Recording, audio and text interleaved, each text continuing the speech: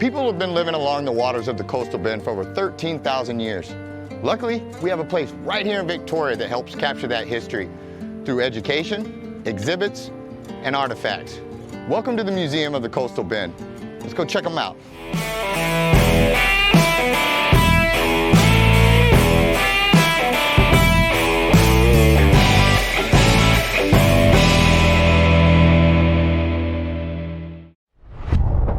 When you think digital marketing, think ThriveFuel. Websites, social media marketing, advertising, and much more. ThriveFuel is professional digital marketing. Welcome to Meet Victoria, where we'll get to know the people, businesses, and heroes that make this community special. I'm Caleb Shaw, owner of Shaw Realty and your host. Now let's go meet Victoria.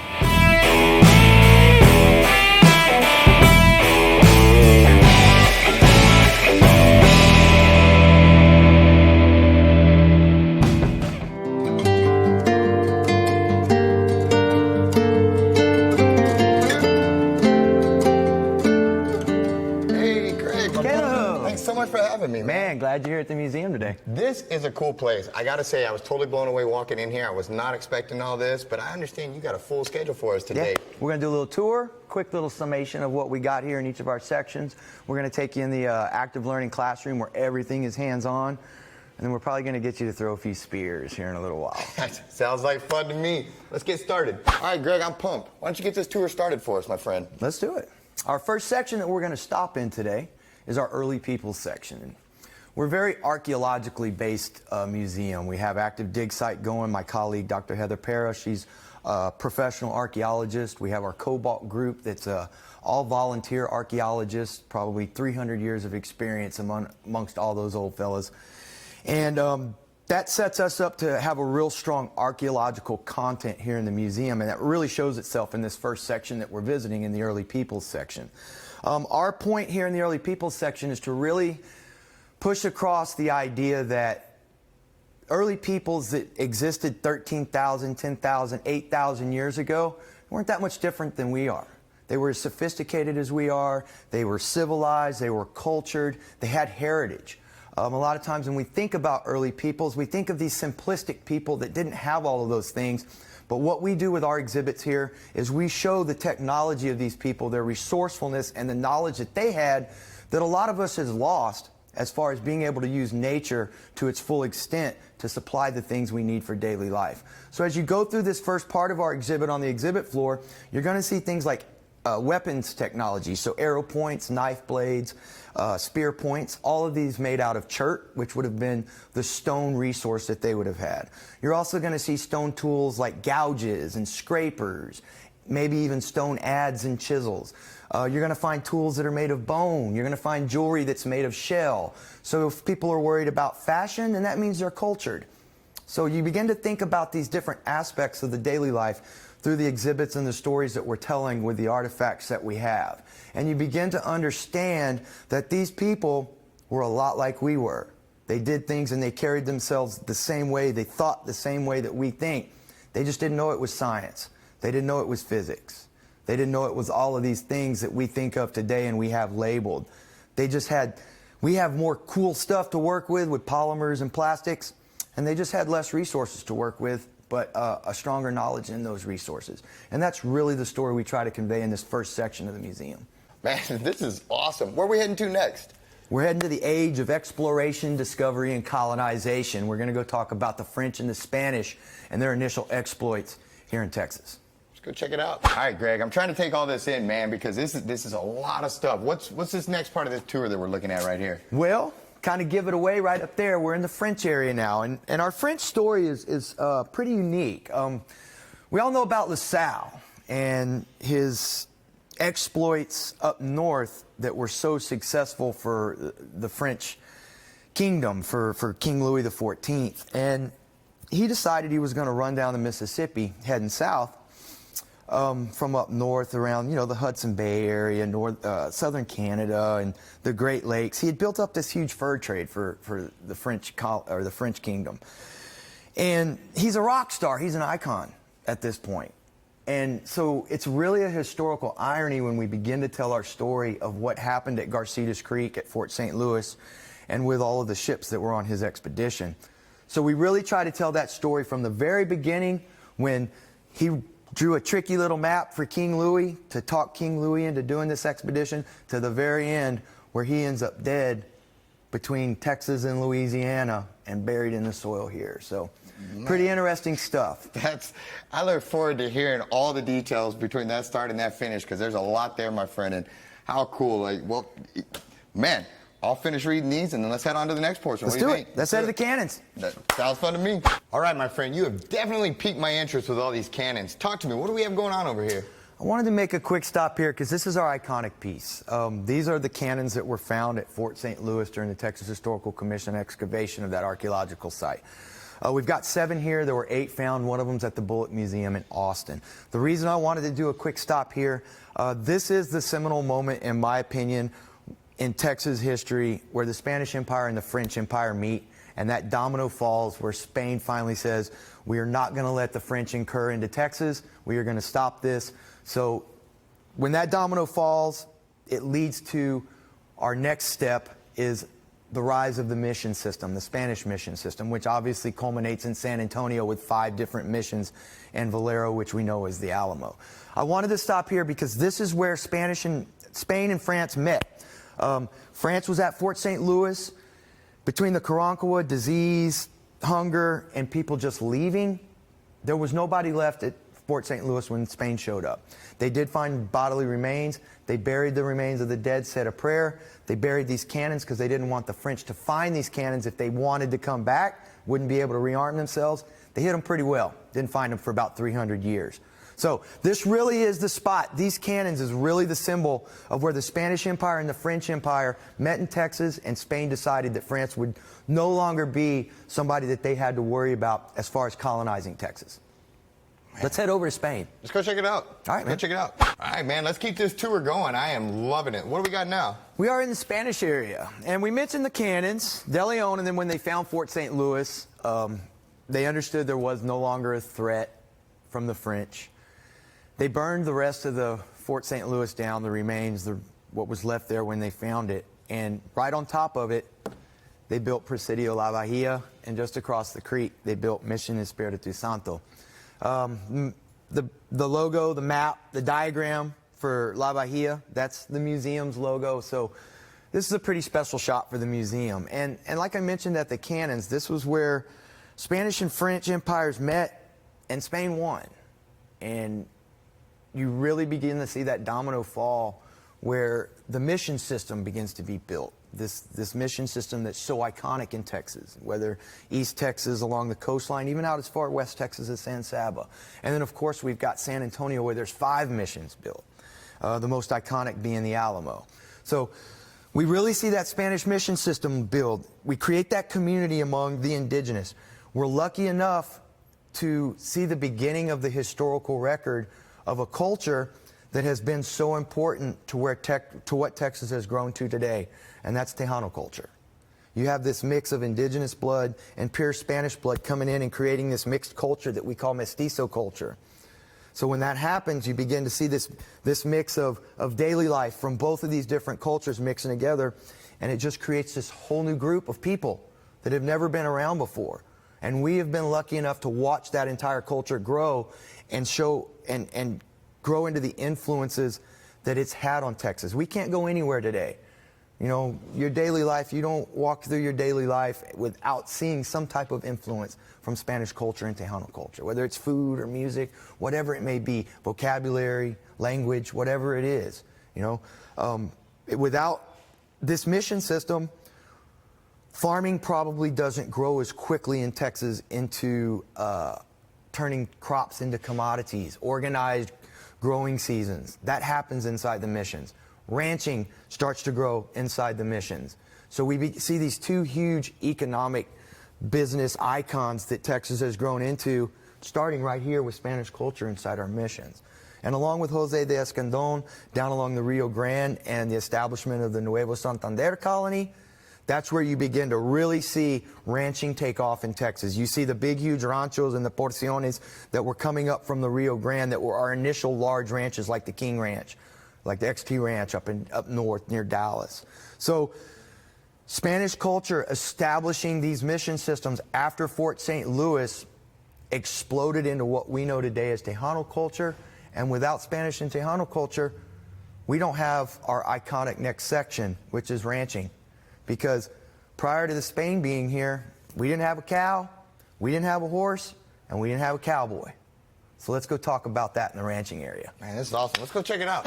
All right, Greg, man, brother, I just can't put into words how much I'm enjoying this, and you've done a spectacular job so far. Finish it out for me, man. Talk to me. What do we got here? Well, the saddle and the image behind us probably has given it away as to where we're ending this little abbreviated tour. We're in our ranching area. And I do want to say here over the next few years, this is going to expand tremendously to like 2,000 or 3,000 square feet. So the story we're trying to tell here is picking up after the Spanish influence. As I mentioned, you know, until Spain comes over here and this whole Columbian exchange thing, old world, new world, new world, old world, opening up a global economy and a global trade system, we don't have a horse, we don't have a cow, and we don't have a cowboy. So that kind of puts that American cowboy thing in jeopardy if we don't get all of those things. You know, and a lot of people don't realize that Spain brought all of that to us. The first cowboy was called a vaquero, and that's the Spanish word for cowboy. And basically what happened is it morphed as Westerners begin to funnel in the early 1800s, and they see the Spanish mission systems and the cattle being raised. And there's cattle raising going on along the East Coast, and Texas isn't the first place that's raised cattle. But we weren't raising them until Spain came here and started raising them. We didn't have them. So what we really try to do is show where it began, show the influences that created this iconic American cowboy, that even when you leave Texas, even if you just go to another state in the Union, they're like, you got a horse? You got a hat? You wear boots? Because the idea of a cowboy is so attached to Texas, and when people think of Texas, it's just that idea. And what's really neat in the story we want to tell in our future exhibit, you know, where ranching began, is how it went from this concept of a utilitarian job. You went out and you grinded on the trail. You went out and you were branding cattle like what we see behind here. You know, and it went from this utilitarian job to now it's this pop culture iconic thing. So stay tuned in our ranching area. I think it's going to be pretty cool as we expand on the story, we make it more inclusive. Because if you came through Texas in the 1800s, I don't care what your cultural background is, if you're African American, if you're woman, if you're Jewish, if you're Czech, if you're German, you were either part of the ranching industry, you were one of those side industries of the ranching industry, or you knew somebody in the ranching industry. So yeah, that's the story we're telling, whether it's the utilitarian side of it or all the way to this pop culture iconic side of it. We're going to tell it all the way from the beginning to the end and everything in between. Man, spectacular. You did a great job on this, brother. Hey, dude, really did. End of the tour. What do you say we head to the classroom and do some hands-on stuff? Let's do it. Hopefully I don't burn this place down, but let's give it a shot, brother.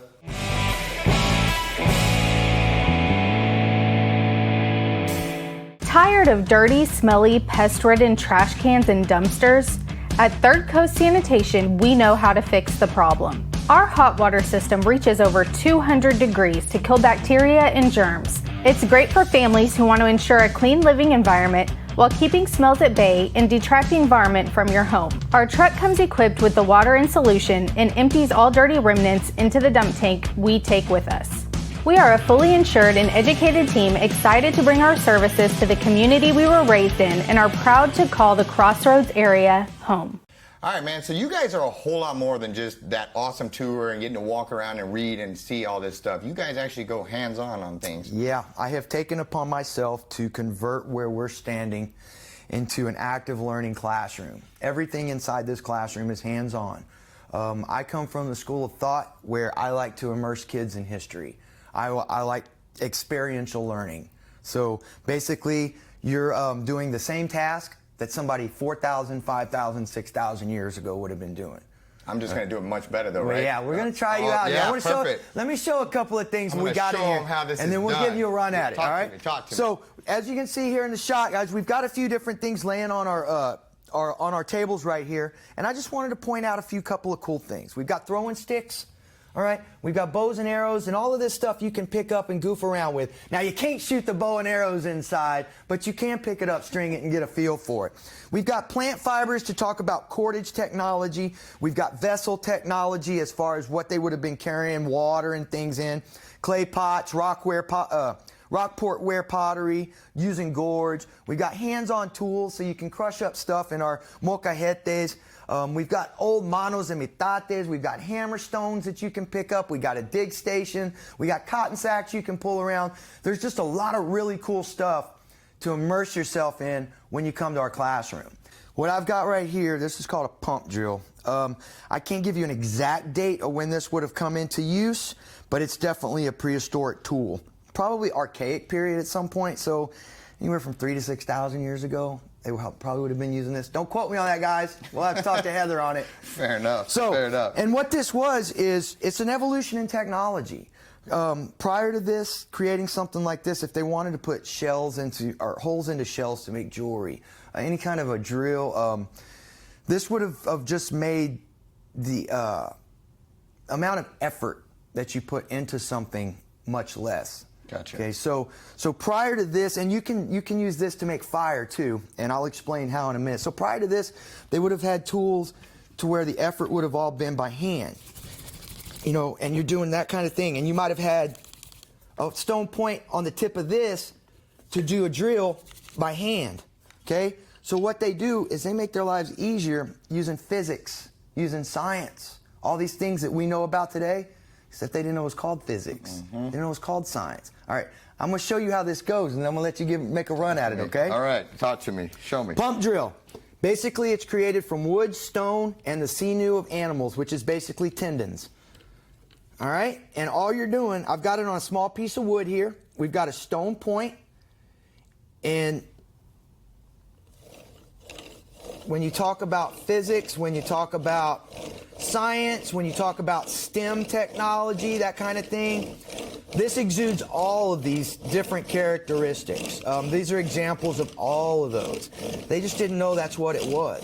Okay, this is low effort. You're not exuding any energy compared to what you're doing there. And say you get about 60 seconds into that whole ordeal, you're tired. You're gonna be worn and you out, can take the point off and do the same concept we were doing here to create friction fires. Gotcha. So why don't you give it a shot, Caleb? See if you can. All right. See if you can transport so what we have back here a was few this thousand thing years. is wound up, you know, kind of giving you the pressure, and then You got this. You got this. and then just an up. Here, let's see. No, it's all right. Biffed it right That's all there. right. If the fourth graders can do it, I got faith in you, Man, Caleb. you know, maybe the third graders. Let's see. Go. Now let it bounce. There you go. You'll get a rhythm. You got it. Well, All right, hold on. We can do it. you get a rhythm. You can go a little harder. You Okay. don't have to. All right. There you go. Let it bounce All back right. up on its own. Okay, I got this now. All right, let me see. There you go. There we go. It's like, I don't even know the word because I'm not a scientist. I'm a historian. So it's like one of those machines that kind of, like the balls that it clicks Right. and it's got its own energy. You don't really have to put any work. You know, into, that's what into that. is actually, it's harder to hold a real drill than it is this thing once you Yeah, kind of you get know, it going. and they didn't have a Home Depot. They didn't have a Lowe's where they would go and buy something like this. So they had to create it. And that's the knowledge that we've lost. Right. You know, there's not very many of us that can walk out into nature, find the pieces to this thing, and put a pump drill together. I certainly couldn't do it. You know, so when we talk about these folks and their sophistication, like we mentioned, there's knowledge that they had that we've lost. Right. So and there's aspects to their lives where they're smarter than us. They're more intelligent than we are. Because we've lost contact, we've lost connection with where things come from because we can just walk to H-E-B, to Walmart, to Lowe's, and grab it off of a shelf. Well, it's an oh wow moment for me as well, and you The can just kids see love how this stuff. thing works. The kids love this stuff right here. I made a hole. Like, you know, that's and, pretty impressive. and you can change out the different size points. You can put skinnier points to work with smaller pieces of material to put, or to try to create your fire or whatever the need may be. That's exactly right.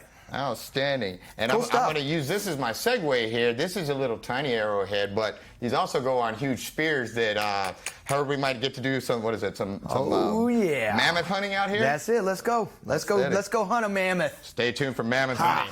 All right, Greg, you know, I'd like to think of myself as a hunter, this big hunter that if I was out there, man, I'd spear these mammoths and look real cool in front of my wife and all this, but I'm already confused because I see this, the spear, but what is this thing? And just walk me through all this. I'm not the mammoth hunter I thought I was already. We're gonna get you squared away. So basically what we've got here is it's really a backbone to the museum as far as one of the activities that we offer, hands-on activities. And this is up for anybody that comes through the museum, is our atlatl spear throwing. Here's your spear, all right? This is the atlatl, and basically what it works as is a lever. It adds velocity, it adds distance, it adds accuracy to throwing this spear as opposed to just throwing it by hand.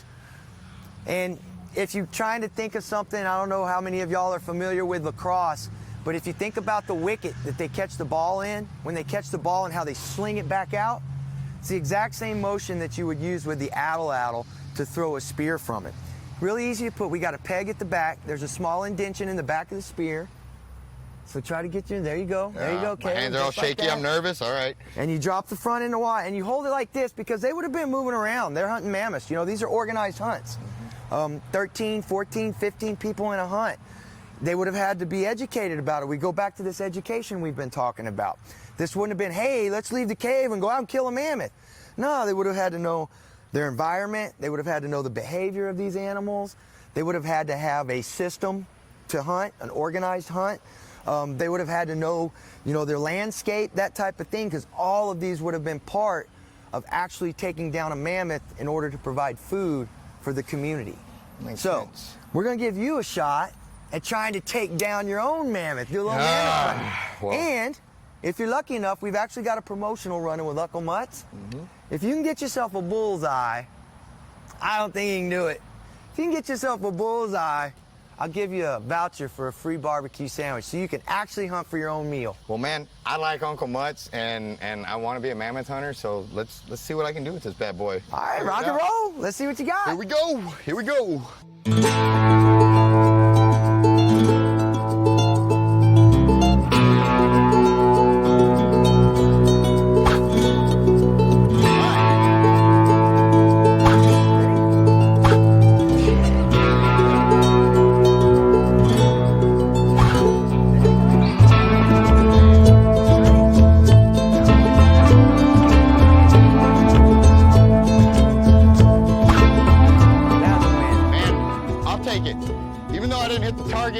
I went straight twice in a row. It's the best I got, but if you can beat me, send me a picture of your bullseye, verified by them up there, and I'll add on to your Uncle Mutts, and we'll make it worthwhile for you, because that's the best I got.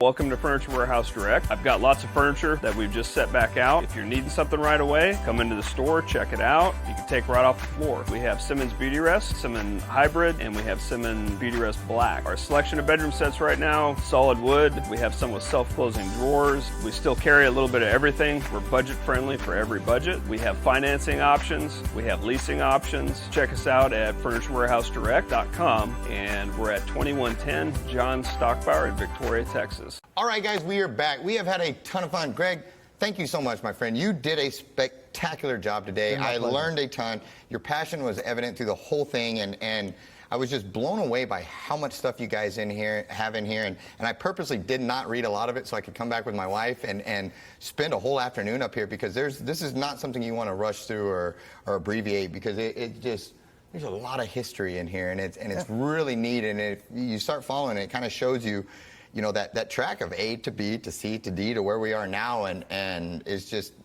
I like that stuff, and I nerded out quite a few times in here, and I nerd out all the time. Man, it's easy to do though. I mean, history is cool, and sadly, you always hear that saying, if we don't learn from it, we're bound to repeat it, and so it was just a special day, and I'm very grateful to you. And right here at the end, I kind of wanted to sit down real quick and just touch on a few of the things you alluded to, some big things you guys having coming up in the future and all that. And so I wanted to just make sure people knew what you guys' hours were, all this kind of stuff about you. So if we could, just right here at the end, if there's any upcoming things that you want to highlight, and then we'll get into, how can they be a part of this, where can they find you, all that good stuff. So got it. Yeah, man, I like upcoming things. What do you have in the future? Well, tomorrow night, or y'all are gonna miss this one, unfortunately. We got a killer thing going on for the beginning of Hispanic Heritage Month, the ACCs. We're gonna be doing our inaugural VC salsa making champion contest. So we're having the general public come in and vote on that. We're hoping that we can do this as an annual thing. Yeah, okay. At the beginning of every Hispanic Heritage. So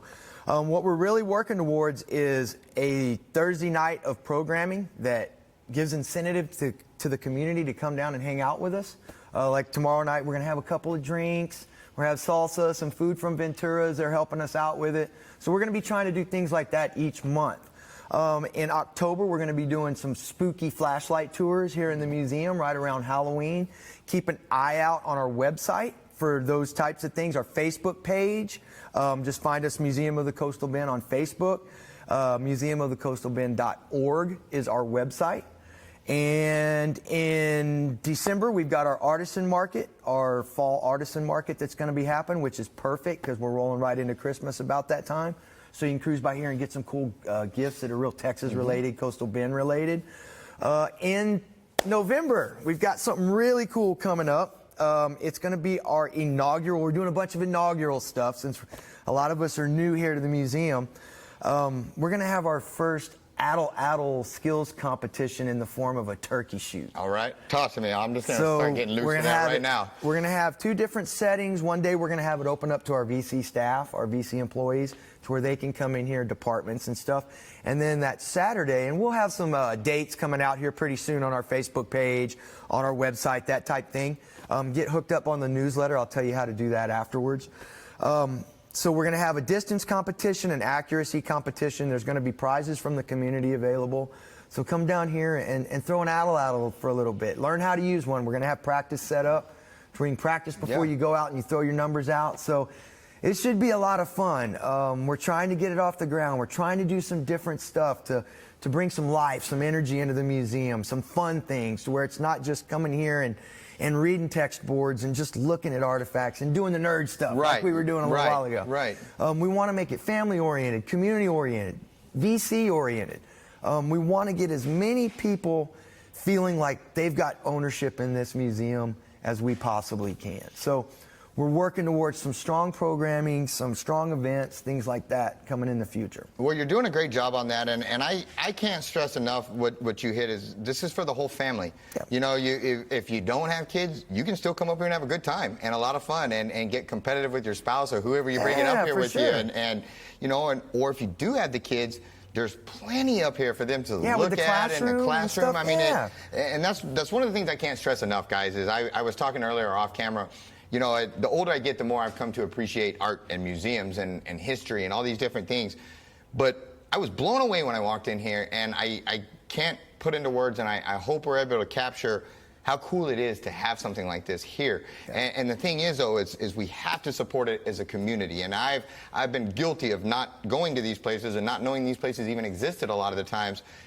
But I was wrong. And this is just cool stuff. And I'm not setting you up to send you out to have a bad time. I'm setting you up to be surprised and actually have fun and come out. And I know you're thinking right now as you watch this, you could throw the addle, however you say that. You can do it. I know you think you can do it better than me, so come try it. It's a lot of fun, even though you're going to find out you can't. Still come try it. It's a lot of fun. And how can people, you know, what is the deal with the museum as far as, is there memberships? Is there a ticket when you buy it? How do you That's a really good way to keep up to date with all of our programming is to become a member, and you can contact me at gregory.garrett@victoriacollege.edu, and I will get you moving towards becoming a member. You can go to our website, which I mentioned a little bit ago, museumofthecoastalbend.org, and you can sign up to become a member there.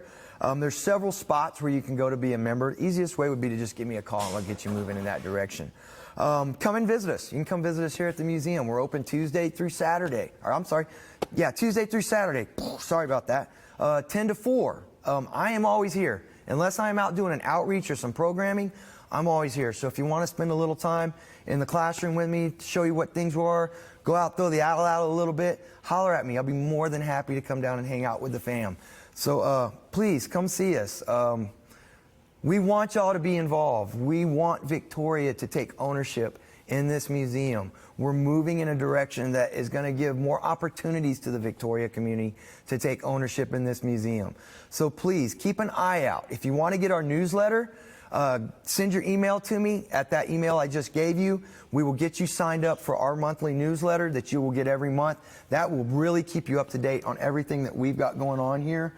Gives you detailed programming, exhibits that might be coming up, what our future plans are as far as the ranching. It'll keep you up to date on our expansions and things like that. It'll keep you up to date on some of the outside exhibit we're going to start doing here over the next year or two, as far as native plants and things like that. So we got a lot of neat things happening. We've got new staff, we've got new energy, and we're heading in the right direction, and we really want y'all all to be a part of it. Gotcha. Do you guys need volunteers, or you just show up and come have fun? If y'all want to volunteer, please get a hold of me at that same email. Volunteers are an important aspect of what every single museum does, especially a museum like ours that has such a small full-time staff. Volunteers are just like a lifeboat to us. So if you're interested in working with kids, if you're a recently retired teacher, you're recently retired military, you want to stay active, you want to keep your brain active and keep your brain thinking, this is a great place for it. I've got a few different positions, volunteer positions that we have officially open. One's a greeter, one's working in the store with our student workers, and then one's being one of my classroom attendants, so that hands-on classroom and working with kids during tours. So if you enjoy working with kids, if you enjoy history, if you just want to stay active, would love to have you contact me about being a volunteer or a docent here at the museum. That'd be awesome. Outstanding. Is there anything I'm forgetting before I let you go? Man, I can't think of anything. Well, again, thank you. I've had a great time. Guys, come Museum of the Coastal Bend. Come check it out. Bring a work group up here. Bring your office up here. Bring them up here and challenge them at the mammoth thing. Y'all can sign the office up to do group in the Addle competition, so come win some prizes. There you go. Guys, we had a lot of fun this week. Thanks again to the Museum of the Coastal Bend. Make sure you visit our sponsors, support them, because we could not do this show without them. Thanks so much, and guys, we'll see you at the next one.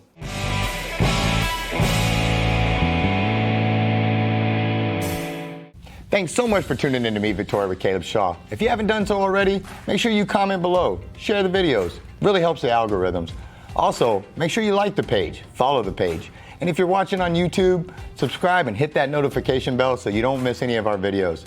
Also, if you want to be featured on Meet Victoria, shoot us a message. We'd love to hear from you.